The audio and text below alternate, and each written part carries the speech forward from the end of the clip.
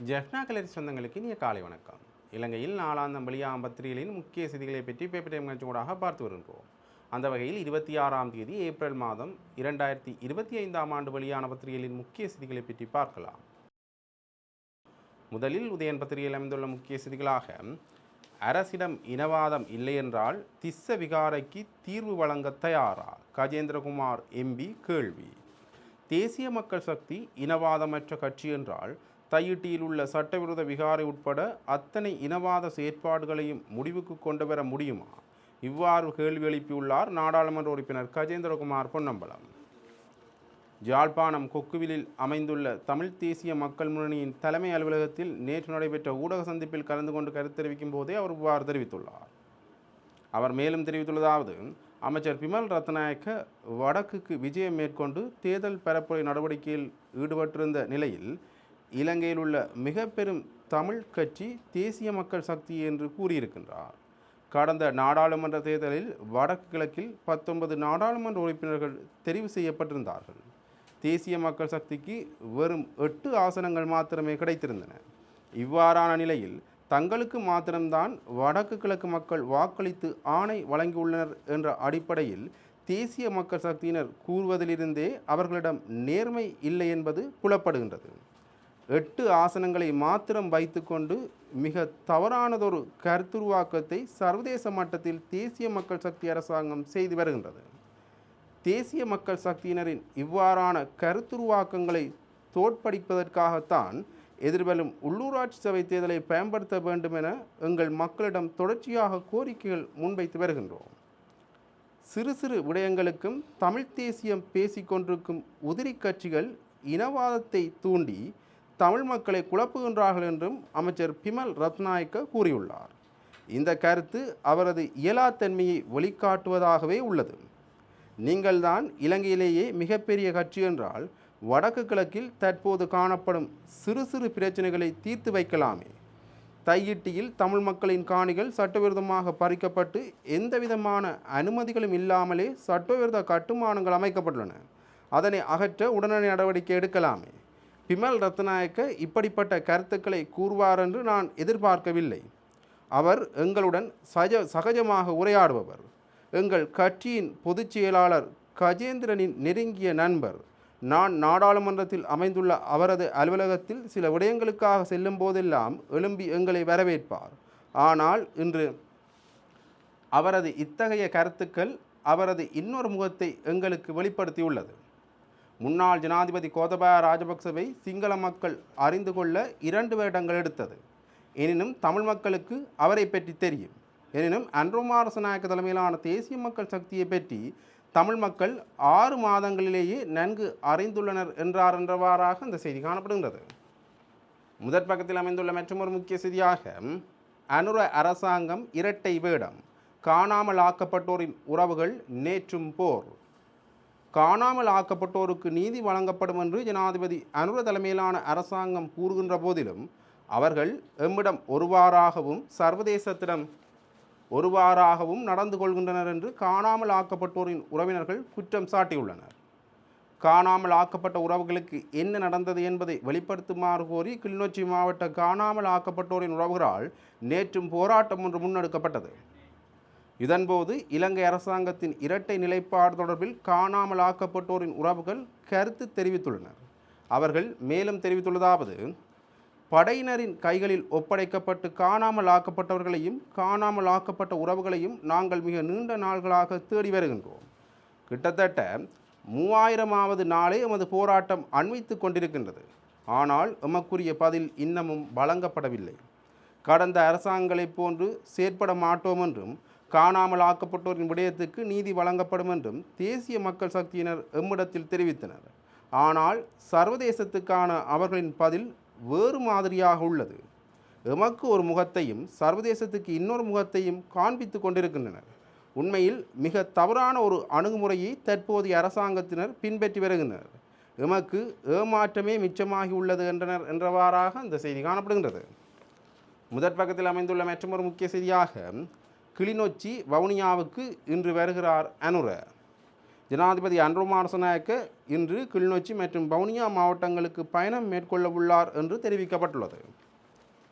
மே மாதம் 6ஆம் தேதி நடைபெறவுள்ள உள்ளூராட்சி தேர்தலை முன்னிட்டு தேசிய மக்கள் சக்திக்காக தேர்தல் பரப்புரையில் ஈடுபடுவதற்காக அவர் வருகை தரவுள்ளார். அத்துடன் அமைச்சர் பிமல் ரத்நாயக்க இன்று யாழ்ப்பாணம் வருகின்றார். தீவக பகுதிகளில் அவர் தீவிர பரப்புரைகளில் ஈடுபடவுள்ளார். பொதுத் தேர்தலின் போது வடக்கில் கிடைத்த ஆதரவை உள்ளூராட்சி தேர்தலிலும் தக்க வைத்துக் கொள்வதற்கு தேசிய மக்கள் சக்தி தீவிரம் காட்டி வருகின்றது. அண்மை காலமாக தேசிய மக்கள் சக்தியின் உயர்மட்ட பிரமுகர்கள் வடக்குக்கு தொடர்ச்சியாக பயணம் மேற்கொண்டு வருகிறது குறிப்பிடத்தக்கது என்றவாறாக அந்த செய்தி காணப்படுகின்றது. முதற் பக்கத்தில் அமைந்துள்ள மற்றொரு முக்கிய செய்தியாக அன்ரவின் வருகையை முன்னிட்டு ஆர்ப்பாட்டங்களுக்கு தடை போட மறுப்பு, வவுனியா நீதிமன்றம் அதிரடி. ஜனாதிபதி அன்ருகுமார திசாநாயக்கவின் வருகையை முன்னிட்டு ஆர்ப்பாட்டம் நடத்துவதற்கு வவுனியா போலீசார் நீதிமன்றத்தில் தடை கோரிய போதிலும் அந்த கோரிக்கையை நீதிமன்றம் நிராகரித்துள்ளது. வவுனியா நகரசபை மைதானத்தில் இன்று மாலை 4 மணியளவில் இடம்பெறும் தேர்தல் பரப்புரையில் ஜனாதிபதி அனுர கலந்து கொள்ளவுள்ளார். ஜனாதிபதியின் வருகைக்கு எதிர்ப்பு தெரிவித்து காணாமல் ஆக்கப்பட்ட உறவுகளால் போராட்டம் நடத்த தீர்மானிக்கப்பட்டுள்ளது. இந்த போராட்டத்துக்கு தடை கோரியே போலீசார் நீதிமன்றத்தை நாடியுள்ளனர். எனினும் போலீசாரின் கோரிக்கையை ஏற்பதற்கு நீதிமன்றம் மறுத்துள்ளது. அமைதியான முறையில் ஆர்ப்பாட்டங்களை நடத்துவது மக்களுக்குள்ள உரிமையாகும். ஆதலால் ஆர்ப்பாட்டத்தில் ஈடுபட வேண்டாம் என்று மக்களுக்கு உத்தரவிட முடியாது. அமைதிக்கு பங்கம் ஏற்படும் வகையில் ஏதாவது செயற்பாடுகள் ஏற்பட்டால் அதற்கெதிராக போலீசார் நடவடிக்கையை மேற்கொள்ள முடியும் என்று நீதிமன்றம் தனது உத்தரவில் சுட்டிக்காட்டியுள்ளது என்றவாறாக அந்த செய்தி காணப்படுகின்றது. முதற் பக்கத்தில் அமைந்துள்ள மற்றொரு முக்கிய செய்தியாக பஹல்காம் தாக்குதலுக்கு ஜனாதிபதி அனுர கண்டனம், பிரதமர் மோடியுடனும் பேச்சு. காஷ்மீரின் பஹல்காம் பகுதியில் நடத்தப்பட்ட பயங்கரவாத தாக்குதலுக்கு ஜனாதிபதி அனுர கண்டனம் தெரிவித்துள்ளார். இந்த விடயம் தொடர்பில் இந்திய பிரதமர் மோடியுடன் நேற்று மாலை தொலைபேசியில் கலந்துரையாடலும் நடத்தியுள்ளார். நேற்று மாலை பிரதமர் மோடியை தொடர்பு கொண்டு ஜனாதிபதி அனுர உரையாடியுள்ளார். இதன்போது பஹல்காம் பகுதியில் நடத்தப்பட்ட தாக்குதல்களை தாம் கண்டிப்பதாகவும் இந்த விடயம் தனக்கு மிகுந்த அதிர்ச்சியை தந்ததாகவும் அனுர தெரிவித்துள்ளார். இந்த கொடூரமான பயங்கரவாத தாக்குதலில் உயிரிழந்தவர்களுக்கும் அவர்களது குடும்பத்தினருக்கும் இலங்கை மக்களின் அனுதாபங்களையும் ஜனாதிபதி அனுர பதிவு செய்துள்ளார் என்றவாறாக இந்த செய்தி காணப்படுகின்றது. இவை உதயன் பத்திரிகையில் அமைந்த முக்கிய செய்திகள். இனி வலம்புரி பத்திரிகையின் முக்கிய செய்திகளை பற்றி பார்க்கலாம். வலம்புரி பத்திரிகையின் முதற் பக்கத்தில் அமைந்துள்ள முக்கிய செய்திகளாக கீரிமலை ஜனாதிபதி மாளிகையின் எதிர்கால பயன்பாடு குறித்து அமைச்சர்கள் துறைசார் அதிகாரிகள் கள ஆய்வு. யாழ்ப்பாணம் கீரிமலையில் அமைந்துள்ள ஜனாதிபதி மாளிகையை நேற்றைய தினம் அமைச்சர்கள் பார்வையிட்டனர். இந்த கட்டடத்தின் எதிர்கால பயன்பாடு குறித்து அடுத்த கட்ட நடவடிக்கையாக விரிவான ஆய்வு மேற்கொள்ளப்பட்டது. இந்த விஜயத்தில் நகர அபிவிருத்தி கட்டுமான மற்றும் வீடமைப்பு அமைச்சர் அருண கருணாதிலக, கடற்தொழில் அமைச்சர் நீரியல் வளத்துறை அமைச்சர் ராமலிங்கம் சந்திரசேகர், யாழ்ப்பாணம் மாவட்டத்தை பிரதிநிதித்துவப்படுத்தும் பாராளுமன்ற உறுப்பினர்கள், அமைச்சின் உயர் செயலாளர்கள் மற்றும் துறைசார் அதிகாரிகளும் கலந்து கொண்டனர். இக்கட்டடத்தை சமூக மற்றும் அபிவிருத்தி நோக்கில் மக்களுக்கு பயனுள்ள விதத்தில் பயன்படுத்துவது குறித்து பல்வேறு யோசனைகள் முன்வைக்கப்பட்டு விரைவில் திட்டமிடல் நடைமுறைப்படுத்தப்படும் என தெரிவிக்கப்படுகின்றது என்றவாறாக அந்த செய்தி காணப்படுகின்றது. முதற் பக்கத்தில் அமைந்துள்ள மற்றொரு முக்கிய செய்தியாக ஜாலில் உயர் பாதுகாப்பு வலயத்துள்ள காணிகள் கட்டடங்களை விடுவிக்க நடவடிக்கை. அமைச்சர் அனுர கருணாதிலக்க தெரிவிப்பு. ஜாலில் உயர் பாதுகாப்பு வலயத்துள்ள காணிகள் கட்டடங்களை விடுவிக்க நடவடிக்கை எடுக்கப்படும் என வீடமைப்பு அமைச்சர் அனுர கருணாதிலக்க தெரிவித்துள்ளார். ஜாழ் மாவட்ட செயலகத்தில் நேற்று இடம்பெற்ற மீள் குடியேற்ற செயற்பாடுகள் தொடர்பான கலந்துரையாடலில் கருத்தெரிவிக்கும் போதே அவர் இதனை தெரிவித்துள்ளார். இது தொடர்பில் அவர் மேலும் கருத்தெரிவிக்கையில், தமது அமைச்சிற்கு ஒதுக்கப்பட்ட நிதியில் 1/3 பங்கு மீள் குடியேற்றம் உட்பட ஏனைய திட்டங்களுக்காக யாழ்ப்பாணம் மாவட்ட அபிவிருத்திக்கே ஒதுக்கப்பட்டுள்ளது. தேவைப்பாடுகளை சாதகமாக பரிசீலித்து அடுத்த ஆண்டுக்கான வரவு செலவு திட்டத்தில் கூடிய நிதி ஒதுக்கீடு செய்ய திட்டங்களை சமர்ப்பிக்குமாறும் கேட்டுக்கொண்டுள்ளார். அத்துடன் ஒதுக்கப்படும் நிதிகளை இவ்வாண்டுக்குள் உரிய திட்டங்களுக்கு செலவு செய்து முன்னேற்ற அறிக்கைகளை அனுப்பி வைக்குமாறும் தெரிவித்துள்ளார் என்றவாறாக அந்த செய்தி தொடர்ந்து செல்கின்றது. முதற் பக்கத்தில் அமைந்துள்ள மற்றொரு முக்கிய செய்தியாக கொள்ளையர்கள் கொலைகாரர்கள் பிடியில் சமூகம் சிக்கியுள்ளது. எதிர்க்கட்சித் தலைவர் சஜித் தெரிவிப்பு. கொள்ளையர்கள் கொலைகாரர்கள் பிடியில் சமூகம் சிக்கியுள்ளது என எதிர்க்கட்சித் தலைவர் சயித் பிரேமதாச தெரிவித்துள்ளார். மாவத்தகம பிரதேசத்தில் நேற்று முன்தினம் இடம்பெற்ற மக்கள் சந்திப்பில் கலந்து கொண்டு உரையாற்றும் போதே எதிர்க்கட்சித் தலைவர் சஜித் இவ்வாறு தெரிவித்துள்ளார். அவர் தொடர்ந்து தெரிவிக்கையில், சுப நேரத்தில் நாட்டை அன்ரவுக்கு கொடுத்து வளமான நாட்டையும் அழகான வாழ்க்கையையும் மக்கள் எதிர்பார்த்தனர். ஆனால் ஜனாதிபதி அன்ரோ மாரசநாயக்க தலைமையிலான அரசாங்கம் வாக்குறுதி அளித்த வளமான நாடும் அழகான வாழ்வும் இன்று இல்லை. குண்டர்கள், கொள்ளையர்கள் மற்றும் கொலைகாரர்களின் பிடியில் சமூகம் சிக்கியுள்ளது. மிருகத்தனமும் வன்முறையும் பரவியுள்ளது என எதிர்க்கட்சித் தலைவர் தெரிவித்துள்ளார். தேசிய பாதுகாப்பு குறித்து டியூஷன் வகுப்புகள் எடுக்கின்றோம் வாருங்கள் என கூறி பெருமையடித்த இந்த அரசு இன்று பாதுகாப்பு குறித்து டியூஷன் வகுப்புக்கு செல்ல வேண்டிய நிலை வந்துள்ளது. சமகாலத்தில் பல துப்பாக்கிச்சூட்டு சம்பவங்கள், கொலைகள், உயிரிழப்புகள் இடம்பெற்றுள்ளன. வீடுகள், வீதிகள், பணியிடங்கள் பாதுகாப்பற்று காணப்படுகின்றன என எதிர்க்கட்சித் தலைவர் சயித் பிரேமதாச தெரிவித்துள்ளார். இன்று பொதுமக்களுக்கு பாதுகாப்பு இல்லை. வளமான நாடு, அழகான வாழ்க்கை என்ற கொள்கை பத்திரம் வாக்குறுதிகளை மீறும் நாடாக மாறியுள்ளது என்று எதிர்க்கட்சித் தலைவர் தெரிவித்துள்ளார் என்றவாறாக அந்த செய்தி தொடர்ந்து செல்கின்றது. முதற் பக்கத்தில் அமைந்துள்ள மற்றொரு முக்கிய செய்தியாக, குற்ற விசாரணை பிரிவு ஜாலில் ஆரம்பிக்கப்பட்டது. ஜாழ்ப்பாணத்தில் நேற்று இணைய குற்ற விசாரணை பிரிவு பதில் பொலிஸ் மா அதிபர் பிரியந்த வீரசூரியவால் ஆரம்பித்து வைக்கப்பட்டது. வடக்கு மாகாணத்தில் இணைய குற்றங்கள் தொடர்ச்சியாக அதிகரித்து வந்தன. இதனால் இணைய குற்றங்கள் தொடர்பான முறைப்பாடுகளை முன்வைப்பதற்காக கொழும்புக்கு செல்ல வேண்டிய தேவையே ஏற்பட்டிருந்தது. எனவே இந்த விடயம் தொடர்பில் போலீசாரால் முன்வைக்கப்பட்ட கோரிக்கைக்கு அமையவே ஜாழ்ப்பாணத்தில் இணைய குற்ற விசாரணை பிரிவு ஆரம்பித்து வைக்கப்பட்டது என்றவாறாக அந்த செய்தி காணப்படுகின்றது. முதற் பக்கத்தில் அமைந்துள்ள மற்றொரு முக்கிய செய்தியாக, சர்வதேச நாணயத்தின் 5வது தவணை கடனை விடுவிக்க இணக்கப்பாடு. சர்வதேச நாணயத்தினால் இலங்கைக்கு வழங்கப்படும் நீடிக்கப்பட்ட கடன் வசதியின் 5வது தவணையை விடுவிப்பதற்கு அதிகாரிகள் மட்ட இணக்கப்பாடு எட்டப்பட்டுள்ளது. இதன் அடிப்படையில் இலங்கைக்கு 344 மில்லியன் அமெரிக்க டாலர் கடனுதவி கிடைக்கவுள்ளது. தமது அதிகாரிகள் இலங்கைக்கு விஜயம் மேற்கொண்ட போது இலங்கை அதிகாரிகளுடன் நடத்திய பேச்சுவார்த்தை மற்றும் இலங்கையின் பொருளாதார மறுசீரமைப்பு விடயங்களை ஆராய்ந்து இந்த தீர்மானத்தை எடுத்துள்ளதாக சர்வதேச நாணய தெரிவித்துள்ளது. பொருளாதார இலக்குகளை அடைவதற்கான இலங்கையின் முயற்சிகளை சர்வதேச நாணய பாராட்டியுள்ளது என்றவாறாக அந்த செய்தி காணப்படுகின்றது. இவை வலம்புரி பத்திரிகையில் இருந்த முக்கிய செய்திகள். இனி தினக்குரல் பத்திரிகையின் முக்கிய செய்திகளை பற்றி பார்க்கலாம். தினக்குரல் பத்திரிகையின் முதற் பக்கத்தில் அமைந்துள்ள முக்கிய செய்திகளாக, வடக்கு தமிழ் அரசியல் தலைவர்கள் சோம்பேறிகள், அமைச்சர் பிமல் ரத்நாயக்க தெரிவிப்பு. வடக்கு மாநிலத்தில் உள்ள தமிழ் அரசியல்வாதிகள் சோம்பேறிகளாகவே இருந்துள்ளனர். சரியான அபிவிருத்திகளை முன்னெடுக்கவில்லை. அபிவிருத்தி கிடைத்த நிதிகளை கொள்ளையிட்டனர் என அமைச்சர் பிமல் ரத்நாயக்க தெரிவித்துள்ளார். நடைபெறவுள்ள உள்ளூராட்சி மன்ற தேர்தலில் கிளிநொச்சி, பூநகரி பிரதேசபைக்காக போட்டியிடும் தேசிய மக்கள் சக்தி சார்பாக போட்டியிடும் வேட்பாளர்களை ஆதரித்து முழங்காவில் பகுதியில் இடம்பெற்ற மக்கள் சந்திப்பு நேற்று பகல் 11 மணிக்கு முழங்காவில் விநாயகர் விளையாட்டு மைதானத்தில் நடைபெற்றது. குறித்த சந்திப்பில் கலந்து கொண்டு பேசுகையிலேயே அவர் இவ்வாறு தெரிவித்துள்ளார். இதில் அவர் மேலும் தெரிவிக்கையில், கடந்த 70 ஆண்டுகளுக்கு மேலாக பலர் இந்த நாட்டை ஆட்சி செய்தார்கள். அவர்கள் இந்த நாடு வங்குரோத்து நிலை அடையும் வரை இந்த நாட்டை ஆட்சி செய்தார்கள். இப்போது மக்கள் எல்லோரும் ஒன்று திரண்டு ஊழலற்ற ஆட்சி அமைத்துள்ளீர்கள். வடமாகாணத்தில் உள்ள தமிழ் அரசியல்வாதிகள் சோம்பேறிகளாகவே இருந்துள்ளனர். சரியான அபிவிருத்திகளை முன்னெடுக்கவில்லை. அபிவிருத்தி கிடைத்த நிதிகளை கொள்ளையிட்டனர். வடக்கு மாகாணத்தில் முதலமைச்சர் விக்னேஸ்வரன் இருந்தார். என்ன செய்தார்? அபிவிருத்திகளை செய்திருக்கலாம். அபிவிருத்திக்கு கிடைத்த நிதிகளை திருப்பி அனுப்பியிருந்தார். 70 வருடங்களாக தமிழ் தலைவர்கள் என்ன செய்தார்கள்? எங்கள் மக்களை ஏமாற்றினார்கள். வரி பணத்தை கொள்ளையடித்தார்கள் என்று அவர் தெரிவித்துள்ளார் என்றவாறாக அந்த செய்தி தொடர்ந்து செல்கின்றது.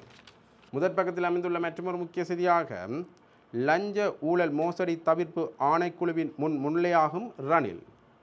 எதிர்வரும் 28ஆம் தேதி லஞ்ச ஊழல் மோசடி தவிர்ப்பு ஆணைக்குழுவின் எதிரில் முன்னிலையாவதாக முன்னாள் ஜனாதிபதி ரணில் விக்ரமசிங்க அறிவித்துள்ளார். சட்டத்தரணி ஒருவரின் ஊடாக அவர் இந்த விடயத்தை அறிவித்துள்ளார். எதிர்வரும் 28ஆம் தேதி பிற்பகல் 2 மணியளவில் தாம் இவ்வாறு ஆணைக்குழு எதிரில் முன்னிலையாவதாக ரணில் அதிகாரபூர்வமாக அறிவித்துள்ளார். அண்மையில் கைது செய்யப்பட்டு தடுத்து வைக்கப்பட்டுள்ள நாடாளுமன்ற உறுப்பினர் சாமர சம்பத் தசாநாயக்க கைது செய்யப்பட்ட சம்பவம் தொடர்பில் ரணில் விக்ரமசிங்க வெளியிட்ட கருத்து குறித்து வாக்குமூலம் ஒன்றை அளிக்குமாறு லஞ்ச ஊழல் மோசடி தவிர்ப்பு ஆணைக்குழு அறிவித்திருந்தது. தமது சட்டத்தரணி வெளிநாடு சென்றுள்ளதாகவும் இதனால் முன்னிலையாக முடியாது என ரணில் முன்னதாக அறிவித்திருந்தார். எனினும் தற்பொழுது ஆணைக்குழுவின் எதிரில் முன்னிலையாக தயார் என ரணில் விக்ரமசிங்கே சட்டத்தரணி ஊடாக அறிவித்துள்ளார் என்றவாறாக இந்த செய்தி காணப்படுகின்றது.